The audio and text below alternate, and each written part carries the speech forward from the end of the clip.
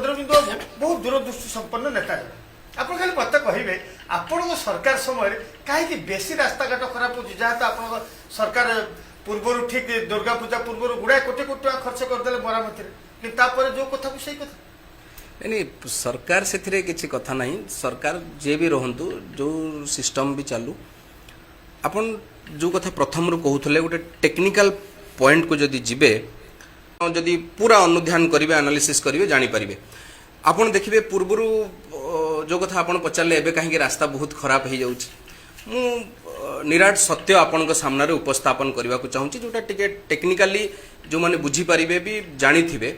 आपन देखिए पूर्वर 2013-14 मसीहा पर्यंत 30% 40% पर्यंत थिला लेस रे रेस्ट्रिक्शन थिला लेस मारिकी नहीं पारुथले काम तापर 14 मसीहा पाखरु सेटा को रेस्ट्रिक्शन कर दिया गला जे नहीं आपण 14.99 रे सीमित रहिबे रेस्ट्रिक्शन रहिबो ता ठारु ऊपर को आ लेस मारी परिबे नाही अर्थात आपण जरंतु कोटिए टंकार गोटे काम करेबार अछि बा करूचंती 14.99 अर्थात 15 लाख पर्यंत आपण लेस मारदेले माने 15 लाख टंका सरकार को पळै गला आपण आ से पैसा रे काम एग्जीक्यूट हेई परिबनी काम तापर प्रोसीड रे आहुरी रहिला ता जेतिकी आपनकर परसेंटेज कटि टैक्स कटिबो जीएसटी कटिबो आपनकर ईएमडी कटिबो आहुरी जेते जेते प्रकार रो जिंस तार टेक्निकली रुहे आपन जदि देखिबे सेतिरे डीएमएस ईएमएफएस ए सब कटि डिडक्शन हबो ये डिडक्शन हैला बेलू से परसेंटेज ऑफ डिडक्शन टा जाइकरी 25% पहुंची जीवो वर्तमान रो स्थिति कौन है आपन जदि देखिबे वर्तमान आ 14.99 रे भी नाही एबे मे मासरे देखुली गोटे नोटिफिकेशन से अनलिमिटेड कर दिया जाइए कहीं करचंती कौन कथा मु जानेनी किंतु ये ठीक हैनी जड़े एजेंसी काम नबा को चाहिए सी कंपटीशन मार्केट रे कामर कौन भी हो भल खराब किंतु सी चाहिए जदि 30% लेस रे भी काम नहीं जाई परिबो इटा गोटे बड़ डेविएशन जदि जड़े लोक कोटी टंकार काम को 30% लेस मारदेला अर्थात 30 लाख टंका कटिगला से तार 70 लाख को खसी आसला 30% नेले 30 लाख कटला आउ जो हिसाब गुडी का हां ता परे आहुरी हिसाब अछि ताले 15% सेत्रे तापर सेत्रे आहुरी 15% अछि जोता आपण डीएमएस कहउचंती आपण 50% रे भी लेस रे काम नै कोन कामटा हबो तापर आपण कोंतु जे काम भी करूची कोन कामटा करिवसी एस्टिमेट करले इंजीनियर कोटी टंकार किंतु टंका आसिला सेथिरु कटी कोटागिरी डिडक्शन हेगिरी 50 लाख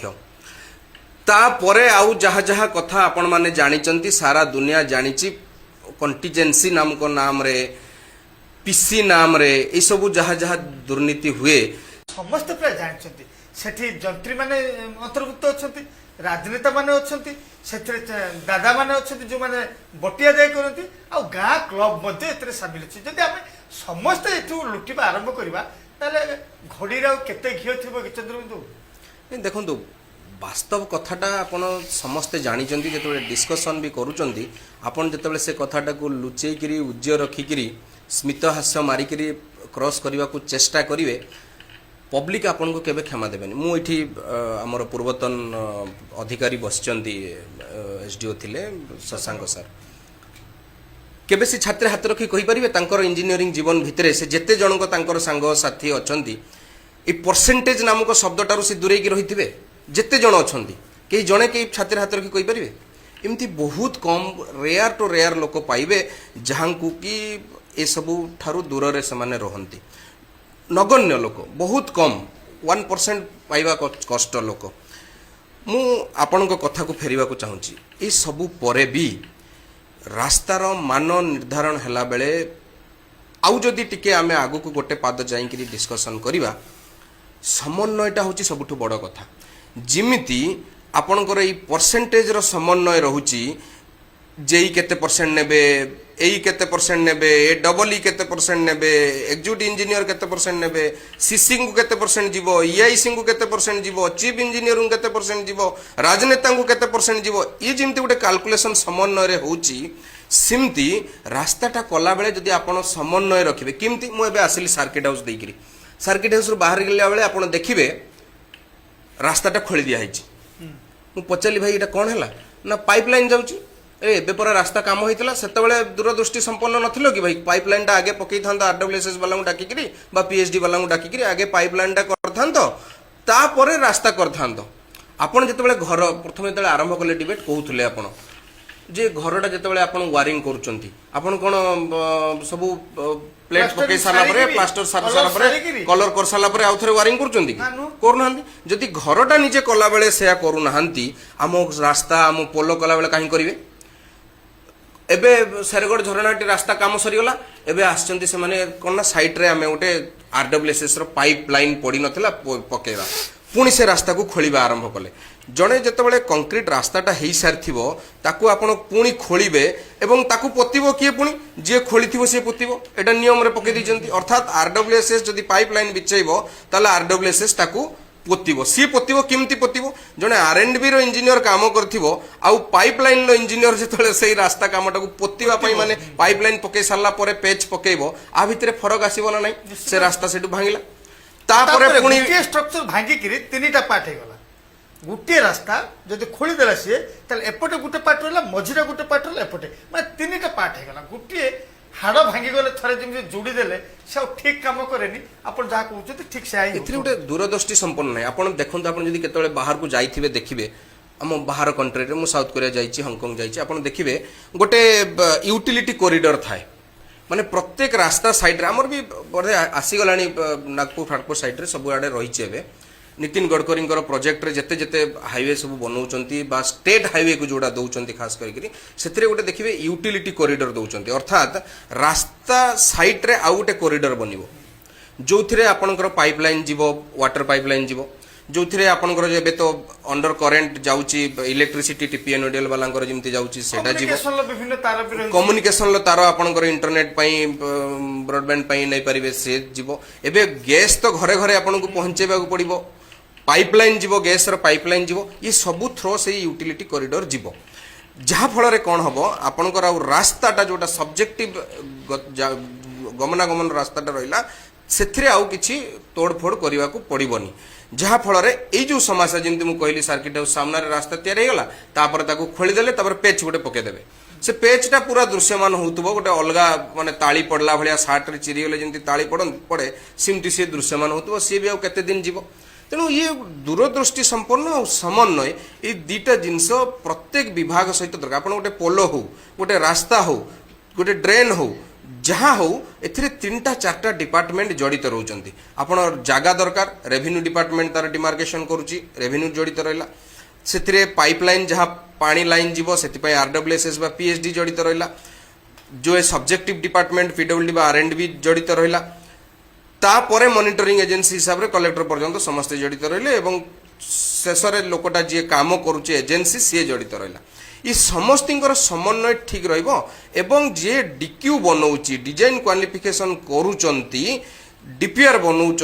एस्टिमेट करूचंती सेते बेले जदि दूरदृष्टि संपन्न हेबे एवं कामटा किमिति समन्वय रे बहुत लंबा लास्टिंग हबो सेति पई पछे टिके डेरी हे जाऊ किंतु कामटा कंक्रीट हो ए दृष्टि जदि रखिबे ताहले मो मतरे काम आउ किछि आगो को जानता। बाकी टेक्निकल पॉइंट तो ये सब दिन रही सरकार ऊपर निर्भर करे आकु रिव्यू करी मु तो भावुची आपन गोटे भल टॉपिक को नहीं राजकिशोर भाई सरकार पाखरे प्रशासन पाखरे एक कथा पहुंचू जे किमती जड़े कले भी ताकू टेक्निकली जेते साउंड थिले भी से जेते तार तन्मन धन देकरी कले भी तार करिवार सक्षमताटा सेठी शेष हो जिवो जेतेबेले एस्टिमेट कॉस्ट ठारू तार ओरिजिनल कॉस्टटा 30% 40% रो फरक हो जिवो से केमते करिवो को देखुथली PWD R&B रो गोटे रास्ता सुलपटारू हल्दीपदा परे सुलपटारू बाहाबलपुर आडू हेची केते परसेंट 28% लेस रे से लोक नै चंदी 28% जोड़ी 44 करोड़ रो रास्ता एबे अप्रूव हेची से टेंडर भी हे गला से पाई गला एजेंसी 28% ता परे आपण जोड़ी देबे रॉयल्टी DMS EMFS ये सब जोड़ी देबे ये पाखा पाखी 35-40% पहुंची गला 40% सेठी गला परे आ कोन से काम करिवो कौन काम ता पाखु एक्सपेक्ट करेंगे। अच्छा द्वितीय पार्ट हूँ जोटा गुरुत्वपूर्ण कथा आपण कौन सी मेटेरियल जोटा दरकार कौन दरकार साधारणतः बाली दरकार Metal ବାଲାଷ୍ଟ ବା ମେଟାଲ ଯୋଉଟା କହୁଛନ୍ତି ଚିପ୍ସ ଏଇ ସବୁ ଜିନିଷ ଦରକାର ବାକି ସିମେଣ୍ଟ ତ ରେଡିମେଡ୍ ରହୁଛି ଦରକାର କିନ୍ତୁ ର ମେଟେରିଆଲ ଦୃଷ୍ଟିକୋଣରୁ ଯୋଉଟା କ୍ୱାରିରୁ ଆପଣଙ୍କୁ ମିଳିବ ସେଟା ବାଲି ଆଉ ମରମ ଆଉ ପଥର ଏଇ ସବୁ ଦରକାର ଆମର ବାଲି ମରମ ପଥର ଏସବୁ ଲିଗାଲ କ୍ୱାରି ନାହିଁ ଆପଣ କେତେ କେତେ ଗୋଟେ ଡେଭିଏସନ୍ ଚିନ୍ତା କରନ୍ତୁ ଯଦି ତାକୁ ସୂକ୍ଷ୍ମ ଆନାଲିସିସ୍ କରିବେ କାମଟା ସରକାରଙ୍କର ହେଉଛି ଏନ୍ଏଚ୍ ହଉ NHAI ହଉ ନ୍ୟାସନାଲ ହାଇୱେରେ ହଉ ରେଲୱେରେ ହଉ RD ହଉ RNB ହଉ ଇଭିନ୍ ଜଣେ ପ୍ରଧାନମନ୍ତ୍ରୀ ଆବାସଟେ ବି ଘରେ କରୁ ସାଧାରଣ ଗରିବ ଲୋକଟେ ବି କରୁ ସେ କୋଉଠୁ ଆଣିବ ମେଟେରିଆଲଟା ତାହେଲେ କାମ କେମିତି ହଉଛି କିଣିକିରି ଆଣୁଛି କୋଉଠୁ କିଣୁଛି ମୁଁ ସେଇ କଥା କହୁଛି ସରକାର ଆପଣ ବିଧି ଚୋରି ବ୍ୟବସ୍ଥାରେ ତ ଦେଖାଯାଉଛି ଚୋର କାହାକୁ ସଜେଇବେ ବାସ୍ ଆପଣ ଯଦି ବାଲିଟା ପ୍ରଧାନମନ୍ତ୍ରୀ ଆବାସରେ ଜଣେ ନେଉଛି ବାଲିର ସୋର୍ସ ଆପଣ ଦେଇନାହାନ୍ତି ଅର୍ଥାତ୍ ଯାହା ପାଖରୁ ସେ କିଣୁଛି ସେ ଚୋରି କରିକି କିଣୁଛି ଆପଣଙ୍କର ଏଜେନ୍ସି ଯିଏ ମନିଟର କରୁଛି ମାନେ RNB ହଉ PWD ହଉ କଲେକ୍ଟର ହୁଅନ୍ତୁ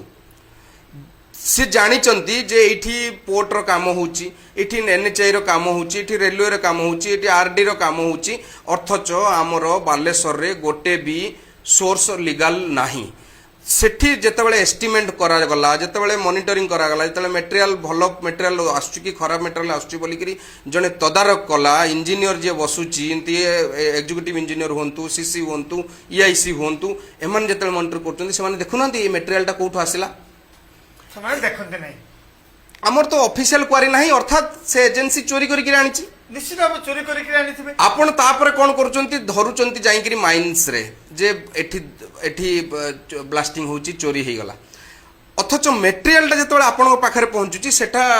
ଶୁଦ୍ଧ ହେଇଗଲା ନାଇଁ, ସେଟାକୁ ମାନେ hide ଚଟୁ ଆଇଁଷ ବେଣ୍ଟ ନିରାମିଷ ଭଳିଆ କଥା ଫାଇଟ୍ ହେଇଗଲା। କରାଯାଏ କେମିତି କରାଯାଏ ନା ତାର GST ଭରଣା କରାଯାଏ ଦେଖନ୍ତୁ GST ଆପଣ ଭରଣ କରନ୍ତୁ ଯାହା କରନ୍ତୁ କରିଦେଇକି ତାକୁ କେମିତି ସେ କିନ୍ତୁ ବିଭାଗୀୟ ଅଧିକାରୀମାନେ ଯେତେବେଳେ କରନ୍ତି ଆପଣ ଏଷ୍ଟିମେଟ୍ ବନେଇଥିଲେ ରାଜକିଶୋର ଭାଇ ଧରନ୍ତୁ ନୀଳଗିରିର ଗୋଟେ ରାସ୍ତା ଆପଣ ଏଷ୍ଟିମେଟ୍ ବନେଇଲେ ନଜର ରଖିଲେ ମିତ୍ରପୁରରୁ ଆପଣ ମେଟେରିଆଲ ମିଳିବ ବା ସୋନନଈରୁ ମେଟେରିଆଲ ମିଳିଯିବ ଆପଣଙ୍କୁ କିନ୍ତୁ ସେ ମେଟେରିଆଲଟା ବାଲିଟା ଜଣେ ଆନନ୍ଦପୁରରୁ ଆଣିଲା ଏଠି ଯୋଉ ଏଷ୍ଟିମେଟ୍ ହିସାବରେ ଡିଷ୍ଟାନ୍ସ ହିସାବରେ ରିକନସିଲେସନ କରାଯାଇଥିବ ହିସାବ କରାଯାଏ ସେ ଯଦି 10,000 ଗୋଟେ ଏକ୍ଜାମ୍ପଲ ମତେ ସେ ଟେକ୍ନିକାଲ ପାଠ ଜଣା ନାହିଁ ଫିର ବି ଧରି ନିଅନ୍ତୁ 10,000 ଟଙ୍କା ଗୋଟେ ଏଷ୍ଟିମେଟ୍ କରାଯାଇଛି ଗୋଟେ ଟ୍ରିପ୍ର ଯେତେବେଳେ ସେ ଆନନ୍ଦପୁରରୁ ଆଣିବ କି ଆଉ କୋଉଠୁ ସେ ଯାଜପୁର ଫାଜପୁରରୁ ଆଣିବ ସେତେବେଳେ ତାର କଷ୍ଟଟା ମଲ୍ଟିପୁଲ ଇଣ୍ଟୁ 3 ହେଇଯିବ ସେ କାମଟା କରାଇବାରେ ଠକେଇବ ନିଶ୍ଚିତ ନିଶ୍ଚିତ ଏପଟରେ ତାର EMD ଫିଏମଡି ଡିପୋଜିଟ୍ ରହିଛି ଏପଟରେ ସେ ଲେସ୍ରେ କାମ 28% 35% ଲେସ୍ରେ କାମ ନେଇଛି ସେପଟରେ ଆପଣଙ୍କର ଏଡିସନାଲ ଚାର୍ଜେସ୍ ଆପଣ ଯୋଡ଼ିଦେଲେ ରୟାଲ୍ଟି ନାଁରେ ତାପରେ ଆପଣଙ୍କୁ ମେଟେରିଆଲ ଯୋଉ ଜାଗାରେ ଲୋକେସନରେ ଆପଣ କାମ ନେଇଥିଲେ ସେଠୁ ମିଳିଲାନି ଏବଂ ଆପଣଙ୍କୁ ଆଉ 50 କିଲୋମିଟର 100 କିଲୋମିଟର ଡିଷ୍ଟାନ୍ସରୁ ଆଣିବାକୁ ପଡ଼ିଲା ଯାହାର ପରିଣାମ ସଦୃଶ ସେ ଠକେଇଲା ଆପଣ ଏ କଥା ଜାଣିଛନ୍ତି କିଏ ଜାଣିଛି ମନିଟରିଂ ଏଜେନ୍ସି ଜାଣିଛି ଏପ୍ରୁଭିଂ ଅଥରିଟି ଯେ ସେ ଡିପାର୍ଟମେଣ୍ଟର ସେ ଜାଣିଛି ଡିଷ୍ଟ୍ରିକ୍ଟର ଅଥରିଟି ବି ଜାଣିଛନ୍ତି ଏ କଥା ଲୋକପ୍ରତିନିଧି ବି ଜାଣିଛନ୍ତି କିନ୍ତୁ ଅପରେସନ ସକ୍ସେସ୍ ପେସେଣ୍ଟ ଡେଥ୍ ସମସ୍ତେ ଜାଣିଛନ୍ତି ଉତ୍ତରରେ କିଛି କରିବାର ନାହିଁ ତାପରେ ଆମେ ଚିଲଉଛେ କ'ଣ ରାସ୍ତାଟା ଖରାପ ହେଇଗଲା ଯେ ଏଇ ଯୋଉ କଥା ଆମର ଆଲୋଚନା ହେଲା ଏଥିରେ ଆମେ କାହାକୁ ଦାୟୀ କରିବା ଆଉ ତାକୁ ଆପଣ କ'ଣ ପରାମର୍ଶ ଦେବା ପାଇଁ ଚାହିଁବେ ଦେଖନ୍ତୁ ଏଥିରେ ଦାୟୀ ଶବ୍ଦଟା ମୁଁ ଯଦିଓ ଠିକ୍ ସେ ଗ୍ରହଣ କରିପାରୁନି କିନ୍ତୁ ଏଥିରେ ଦାୟିତ୍ୱ ସମସ୍ତଙ୍କର ରହିବା ଦରକାର ରହିଛି ବି ମୁଁ ସେଥିପାଇଁ ପ୍ରଥମରୁ କହିଲି ଯେତେବେଳେ URS ପ୍ରସ୍ତୁତ ହେଇଗଲା ପରେ ଡିଜାଇନ କ୍ୱାଲିଫିକେସନ DQ ହେଉଛି ତାଙ୍କର ବି ରେସ୍ପନ୍ସିବିଲିଟି ଅଛି ଯଦି DQ ଠିକ୍ ରୂପେ କରାଯିବ ତାହେଲେ ତାମୁଳିଆ ବ୍ରିଜ ଭଳିଆ ପରିସ୍ଥିତି ନ ହୁଅନ୍ତା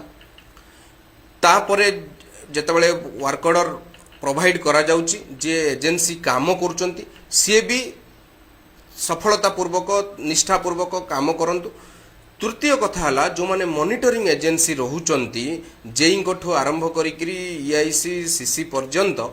ଏମାନେ ଏଇ ଯେଉଁ ପରସେଣ୍ଟେଜର କାରଣଟା ପାଇଁ ମୋତେ ଲାଗୁଛି ଗୋଟେ ବଡ଼ ଡେଭିଏସନ୍ ହେଉଛି ଏବଂ ଯିଏ ଏଜେନ୍ସି କାମ କରୁଛି ଏଇ 28% ଲେସ୍ରେ ଯିଏ ନେଇଯାଇଥିବ କାମଟାକୁ ଅର୍ଥାତ୍ କୋଟିଏ ଟଙ୍କାରେ 28% କଟିଗଲା ବେଳକୁ 28 ଲକ୍ଷ କଟିଗଲା ତାପରେ ଆହୁରି ରୟାଲ୍ଟି DMS EMFS ଟ୍ୟାକ୍ସ ଏ ସବୁ GST ଏ ସବୁ ଜିନିଷ କଟିଲା ବେଳକୁ ସେଟା 35%ରେ ପହଞ୍ଚି ଯାଇଥିବ କି 40% ଲେସ୍ରେ ପହଞ୍ଚି ଯାଇଥିବ ସେ କେମିତି ସେ କାମଟାକୁ ଷ୍ଟାଣ୍ଡାର୍ଡ ମାନ ନିର୍ଦ୍ଧାରଣ କରିକିରି କରିପାରିବ ଏ ହେଇପାରୁନି ଏ ସବୁ ପାଇଁ ଆପଣ ଯଦି ଦେଖିବେ ପ୍ରଶାସନିକ ସ୍ତରରେ ବି ରେସ୍ପନ୍ସିବିଲିଟି ଫିକ୍ସ ହେବାର ଆବଶ୍ୟକତା ଅଛି ଦାୟିତ୍ୱ ନେଇକିରି ତାକୁ ରେକ୍ଟିଫାଏ କରିବାର ଆବଶ୍ୟକତା ଅଛି ଯେଉଁଠି ଡେଭିଏସନ୍ ରହିଛି ସରକାର ସ୍ତରରେ ବି ମାନ୍ୟବର ମନ୍ତ୍ରୀଙ୍କର ବିଭାଗୀୟ ମନ୍ତ୍ରୀମାନଙ୍କ ଦ୍ୱାରା ହଉ डिपार्टमेंट द्वारा हो सेठू भी जोठी जोठी लाप्सेस रही it's better to late than never यही प्रिंसिपल जदि भी कौन भूल रही स्वीकार करी प्रत्याहार करी आउ थे नुआ एसओपी स्टैंडर्ड ऑपरेटिंग प्रोसीडियर नुआ प्रोटोकॉल सहित काम को लंजिविटी बढ़ाइबा जदि प्रतिबद्धतार सहित करा निश्चित रूप से तार परिणाम आसो।